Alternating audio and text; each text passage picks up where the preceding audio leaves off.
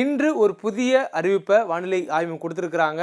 ஆழ்ந்த காற்றழுத்த தாழ்வு பகுதியாகவே தமிழ்நாட்டின் கடல் பகுதியை நோக்கி வரும் என்பது தான் அந்த அறிவிப்பு. நாம் இதுக்கு முன்பான காணொலியிலே சொல்லியிருந்தோம். வங்கக்கடலில் இருக்கக்கூடிய அந்த காற்றழுத்த தாழ்வு மண்டலம் வலுப்பெறலாம் அல்லது அது வலுவிழக்கக்கூடிய சூழலில் தெற்கு நோக்கி தென்மேற்கு திசையில் தமிழ்நாட்டை நோக்கி மீண்டும் வருவதற்கான வாய்ப்பு இருப்பதாக சொல்லியிருந்தோம். இப்போ உறுதிப்படுத்தக்கூடிய வகையில் வானிலை ஆய்வு மையத்துடைய அறிவிப்பும் அதை சொல்லியிருக்காங்க.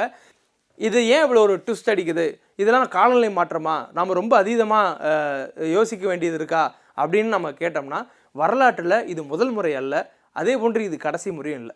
இதுபோல் பல முறைகளில் புயல் உருவாகாத போதும் புயலுக்கு முன்னாடி இருக்கக்கூடிய காற்றழுத்த தாழ்வு மண்டலமும் பல்வேறு நிலைகளில் அதோடைய நகர்வை மாற்றிருக்கு.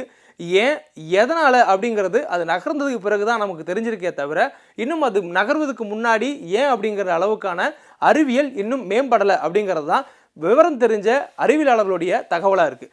இப்போ இந்த சூழலில் 24ஆம் தேதி இங்கே வந்ததுக்கு பிறகாக நமக்கு மழைக்கான வாய்ப்பு இருக்குன்னு சொல்லியிருக்காங்க. கடந்த கால வரலாற்றில் எப்போலாம் அது மாறி இருக்குது அப்படிங்கிறத நம்ம இப்போ பார்க்கலாம். இப்போ கடந்த கால வரலாறு எடுத்துக்கிட்டோம் அப்படின்னா, நமக்கு கடந்த 150 ஆண்டுகளுக்கு மேலான தரவுகளை வானிலை ஆய்வும் சேமித்து வச்சுருக்காங்க. அதாவது இந்திய வானிலை ஆய்வு மையம் 150 ஆண்டுகள் பழமை கொண்ட ஒரு வானிலை ஆய்வு மையம். இதுவரையிலும் வங்கக்கடல்லையோ உருவாகி இருக்கக்கூடிய புயல், அதாவது வங்கக்கடல் மட்டுமல்ல, வங்கக்கடல், இந்திய பெருங்கடல், வட இந்திய பெருங்கடல் உருவாகக்கூடிய வானிலையுடைய மாற்றங்கள், புயல்கள் குறித்தான தரவுகளை வானிலை ஆய்வு சேமித்து வச்சுருக்காங்க. அதுலேருந்து நம்ம எடுத்த தரவு தான் இது. இப்போ நாம் பார்க்கக்கூடிய இந்த தரவுங்கிறது 1929 நவம்பர் மாதம் நம்ம பார்க்குறோம். 1929 நவம்பர் மாதம் 28ஆம் தேதி உருவான காற்றழுத்த தாழ்வு மண்டலம் எப்படி நகர்ந்துருக்குன்னு பாருங்களேன். அது நேராக நகர்ந்த திசையே வடகிழக்கு திசையில் நகர்ந்துருக்கு. வடகிழக்கு திசையில் நகர்ந்தது என்ன பண்ணியிருக்குன்னா, ஒரு யூட்டன் அடிச்சிருக்கு. ஒரு பெரிய யூட்டனாகவே அடிச்சிருக்கு. அந்த யூட்டன் பாருங்கள், 29ஆம் தேதி யூட்டன் அடித்து எது வரைக்கும் போயிருக்கு, மத்திய வங்கக்கடல் பகுதி வரைக்கும் போயிருக்கு. அங்கேருந்து நேராக திரும்பி நாகப்பட்டினத்துக்கிட்ட வரைக்கும் அது வந்திருக்கு. அதனுடைய வருகையை பாருங்களேன். அது யூட்டன் அடிச்சதுக்கு பிறகாக டிசம்பர் 1ஆம் தேதி தான் நாகப்பட்டினம் கிட்ட வந்திருக்கு. அதுவரையிலும் அதோட நகர்வு கடலுக்குள்ளேயே வெவ்வேறு கோணங்களில் போயிட்டு வந்திருக்கு. இன்றைக்கி இருக்கக்கூடிய நவீன தொழில்நுட்பங்கள் மூலமாக அது நகர்வுகளை துல்லியமாக கண்டுபிடிக்கக்கூடிய வசதிகள் இல்லைனாலும், அப்போ இருந்த தொழில்நுட்பங்களை வச்சு அது எப்படிலாம் நகர்ந்து வந்திருக்குங்கிறத துல்லியமாக ஒரு படமாக நமக்கு போட்டு வச்சுருக்காங்க. இது மட்டும்தானா அப்படின்னா இல்லை. இதன் பிறகும் நிறைய இடங்களில் இதோடைய நிறைய காலங்களில் அதோடைய மாற்றங்களை பார்த்துருக்கோம். இது 1972. நம்ம அடுத்ததாக 1972 பார்க்குறோம். 1972 வங்கக்கடலில் உருவான ஒரு புயலை பற்றி நம்ம பார்க்குறோம். இது 1972 நவம்பர் மாதம் 15ஆம் தேதி உருவான ஒரு ஆழ்ந்த காற்றழுத்த தாழ்வு மண்டலத்துடைய வரைபடம். அது நேராக நமக்கு 17ஆம் தேதிக்கு பிறகு புயலாக வலுவடைஞ்சிருக்கு. 17ஆம் தேதி புயலாக வலுவடைஞ்சதுக்கு பிறகாக தீவிர புயலாக தான் கரை நோக்கி நகர்ந்திருக்கு. அதுவும் சென்னைக்கு மேலே கரை நோக்கி நகர்ந்திருக்கு. அதுக்கு முன்னாடி அது நேராக 21ஆம் தேதி வரையிலும் நகர்ந்து சென்ற திசையை பாருங்களேன். அப்படியே ஒரு கர்வ் அடித்த மாதிரி நமக்கு நேராக வடக்கு நோக்கி தான் நகர்ந்துருக்கு. அதாவது நகர்ந்த திசை மேற்கு வடமேற்கு திசையில் நகர்ந்தாலும் நிலப்பரப்பை விட்டு நேராக வடக்கு நோக்கி செல்கிற மாதிரி போயிட்டு மீண்டும் அதுலேருந்து ஒரு யூட்டன் அடித்து நேராக இங்கே வந்து அதன் பிறகு ஆந்திராவுக்கு சென்றிருக்கு. ஸோ இது ஒரு ட்விஸ்டாகவும் ஒரு புயல் நம்ம பார்த்துருக்கோம். இது 1972. அதன் பிறகாக வந்திருக்கக்கூடிய அடுத்த புயல் நம்ம பார்க்கலாம். இப்போது 1972 பார்த்தோம். இப்போ நம்ம பார்க்குறது 1977. 1977 பார்க்குறோம். இது தாங்க வரலாற்றில் நாம் தேடினதில் வங்கக்கடலில் உருவான ஒரு புயல் எவ்வளோ தூரத்துக்கு பயணிச்சிருக்கு, அதிலும் எவ்வளோ மாற்றங்கள் செஞ்சுருக்கு அப்படின்னுக்கிறத நம்ம பார்த்து தெரிஞ்சுக்கிட்டது. அதிக மாற்றங்கள், அதிக அளவில் அதோடைய பயணம் இருந்திருக்கு. நம்ம பார்க்குறோம் 1977 நவம்பர் 9ஆம் தேதி காற்றழுத்த தாழ்வு மண்டலமாக இது வலுப்பெற்றது.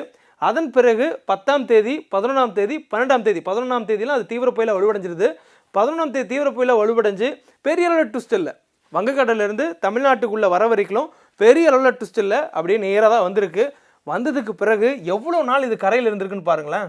நமக்கு கரையில் இங்கே கரைக்கு வந்ததுக்கு பிறகு புயல் என்ற நிலையில் எவ்வளோ தூரத்துக்கு இருந்திருக்கு பாருங்கள். இதுவரையிலும் இது வந்து புயல் என்ற நிலையிலேயே இருந்திருக்கு. அதற்கு பிறகு தான் காற்றழுத்த தாழ்வு மண்டலம் அப்படிங்கிற அளவுக்கு வலு குறைஞ்சிருக்கு. அப்புறம் நேராக சென்று மீண்டும் பாருங்கள் அரபிக்கடலில் போய் ஒரு சுழன்று அடித்து ஒரு யூட்டன் அடித்து அதுக்கு பிறகு வட இந்தியா வரைக்கும் போயிருக்கு. எவ்வளோ பெரிய பயணம் இது.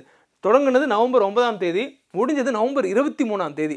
ஏறக்குறைய இது ஒரு 15 நாட்களுக்கு மேலாக கடல்லையும் நிலத்திலையும் மாறி மாறி பயணம் செய்திருக்கு 1977.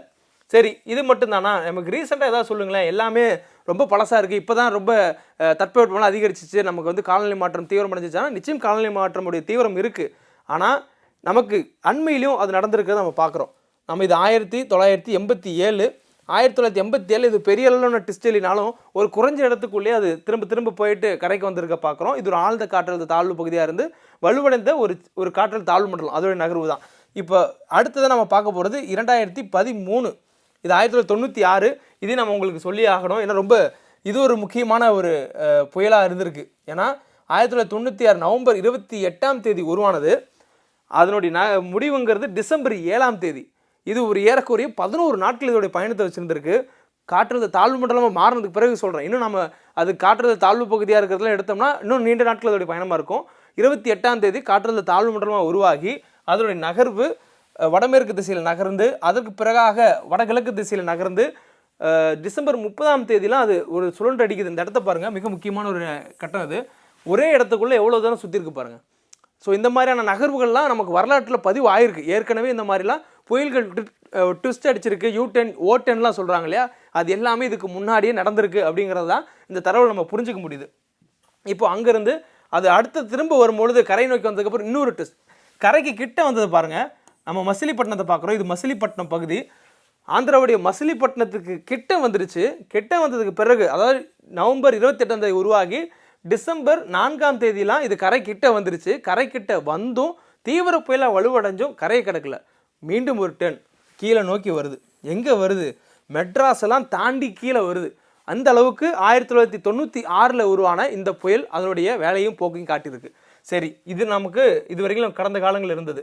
இப்போ அடுத்ததான் நமக்கு ரீசெண்டாக இந்த மாதிரி எதாவது நடந்ததா சொல்லுங்களேன் அப்படின்னா நடந்திருக்கு. எப்போனா 2013. 2013 நமக்கு நடந்துற ஒரு நம்ம நோக்கி வந்த ஒரு புயலுடைய வரைபடம். அது மடி அப்படிங்கிற ஒரு புயல், MADI அப்படிங்கிறது அதோடைய எழுத்து. இந்த புயல் 2013 உருவாகி தமிழ்நாட்டில் நாகப்பட்டினத்தை நோக்கி தான் வந்தது. இது டிசம்பர் மாதத்துடைய 6 உருவானது. அதன் பிறகு அது புயலாக வலுப்பெற்று தீவிர புயல் என்ற நிலைக்கு போய் எங்கே போயிருக்கு? வடக்கு பகுதியை நோக்கி மத்திய வங்கடல் பகுதி வந்திருக்கு. இது மத்திய வங்கடல் பகுதி. மத்திய வங்கடல் பகுதி வரைக்கும் வந்தது உடைய எதை பார்க்குறோம் நம்ம, மத்திய வங்கடல் பகுதி வரைக்கும் வந்துடுது.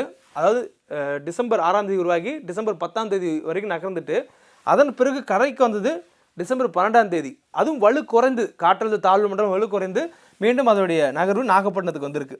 இந்த மாதிரி மடி புயலுடைய தீவிரம் அப்படிங்கிறத நம்ம நெட்டில் தேடும் போதே நமக்கு கிடைக்கும்.